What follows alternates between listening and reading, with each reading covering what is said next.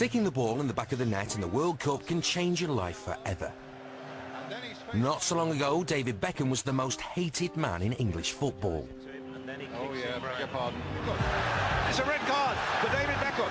Oh no. His sending off against Argentina in '98 was seen by many as the sole reason for England being knocked out of the World Cup. We love a scapegoat in this country, and we love to point at someone and say, you're the reason why we didn't get through, and everybody blamed Beckham. Which was convenient for anyone looking to pass the buck. The referee. But at the end of the day, it is a sending off that's cost England. Of course it has. You got this terrible stick every ground he went to. You cost us the World Cup because you're a little, you know, idiot. It's the nation's heart that's broken, and that comes at a price. You know, you can't just go off in your Bentley and to your billion-dollar house. And that's the nature of the beast. Aged just 23, there were big doubts about his ability to cope with the relentless abuse. If you're burnt in effigy and hung from every lamppost in Britain because you've been sent off against Argentina, what's your mindset? Do you think, I'm going to try even harder the next game, or do you think, that's it, I'm off, forget it, I'm never going to try for you again? So, on untold thousands a week, he decided to soldier on and was given the boost of being made England captain.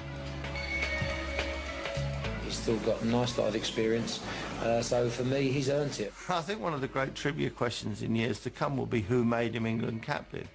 Of course, it was Peter Taylor, who's now surely selling cars for a living.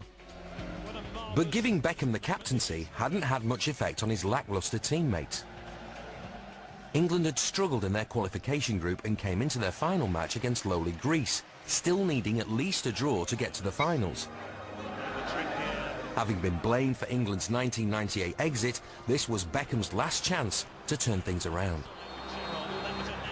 It was a day, really, when we should have lost. It was one of those days. Greece played really well. Everybody was underperforming. And we should have lost. It was, if there was any justice, we'd have gone. In keeping with England's general lameness, Greece took the lead. Despite an equaliser from Sheringham, the Greeks were still dominating. Messi now drives it in again. England beware here. Nicola Beanis, he scored. Greece have taken the lead again. Beckham seemed to be the only one playing. And he just would not have it. Beanis with the quivering header. Beckham's winning back for England.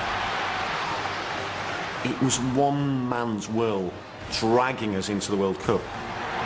That's unbelievable by Beckham. Superlatives just cannot describe England's captain in this second half. It was one of the best performances by an England captain that I've ever seen. Oh, that's sensational. That is world-class football by David Beckham. Throughout that game, there'd been a succession of free kicks. It's almost as if England were playing for them. They got them on the left of the box, they got them on the right of the box, they got them in the centre.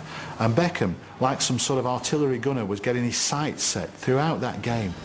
In the dying seconds of the match, England were handed one last roll of the dice. Will Beckham have another attempt at goal?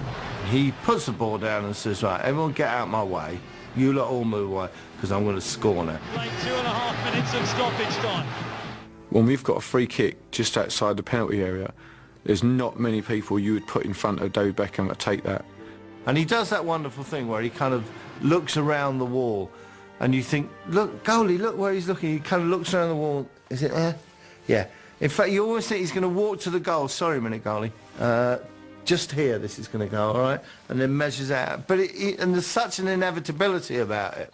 Beckham could raise the roof here with a goal. I don't believe it. David Beckham scores the goal to take England all the way to the World Cup finals. He scored that goal, and you watch it now, you watch it tomorrow, you watch it the day after. The hairs on your neck still stand up. It's one of the greatest World Cup moments of all time, because written on his face is ecstasy. He's purged the hatred that he felt. He runs around that pitch, every single fan is going potty. It's the closest, I think, that you will get to orgasmic. In terms of the general public, it was a moment where he reclaimed their hearts. He went from silly little boy against Argentina to saviour of the nation. It was destiny that he was going to score. It was destiny it was going to be in the last minute.